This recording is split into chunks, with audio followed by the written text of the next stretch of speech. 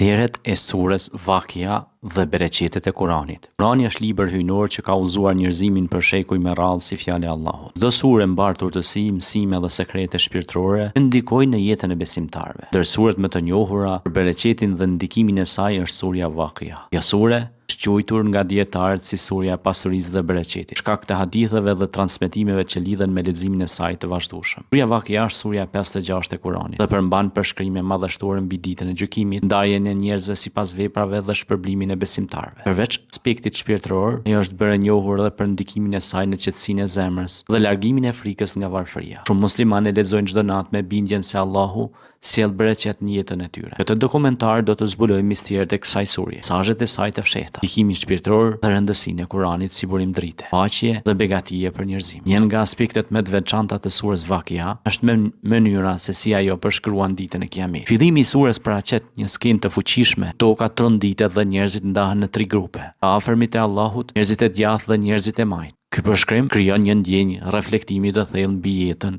dhe veprat tonë. Disa dietarë theksojnë se sekreti i madh i kësaj surje qëndron në faktin se ajo e forcon besimin në furnizimin e Allahut. Në shumë transmetime thuhet se ai që e lexon rregullisht surën Vakja nuk do të preket nga varfëria. Kjo nuk do të thotë se surja sjell pasuri në mënyrë magjike, por ajo i mëson njeriu të mbështetet tek Zoti, sepse magjia është e ndaluar, është shirk. Prandaj njeriu të mbështetet tek Zoti, të punojë me sinqeritet dhe të ketë zemër të qetë. Një tjetër mister është ritmi dhe harmonia e jetës. Kur recitohet me përkushtim, ajo sjell qetësi shpirtërore dhe largon ankthin. Shumë hafiz dhe dietarë kanë treguar se leximi i saj i vazhdueshëm ndikon pozitivisht në moralin dhe stabilitetin emocional të njeriu. Surja Vakja gjithashtu i kujton njeriu të madhështinë e krijimit. Në disa ajete Allahu pyet njerëzit për farën që mbjellin, ujin që pinë dhe zjarrin që ndesin, duke i bërë ata të reflektojnë se çdo mirësi vjen vetëm nga Krijuesi. Këto pyetje nuk janë vetëm për të menduar, por për të kuptuar se bereqeti është dhuratë nga Allah. Bereqeti i Kuranit në jetën e njeriu. Kurani nuk është vetëm një libër që lexohet, por një udhëzim i plot për jetën. Muslimanët besojnë se në çdo jetë të tij ka shërim për zemrën dhe mëshirë për besimtar. Leximi i Kuranit sjell qetësi, ndërsa kuptimi dhe zbatimi i tij sjell ndryshim të vërtetë në jetën e njeriu. Shumë njerëz tregojnë se pas lidhjes së tyre me Kuranin kanë gjetur paqe shpirtërore, sukses në familje dhe bereqet në punë. Kjo ndodh sepse Kurani pastron zemrën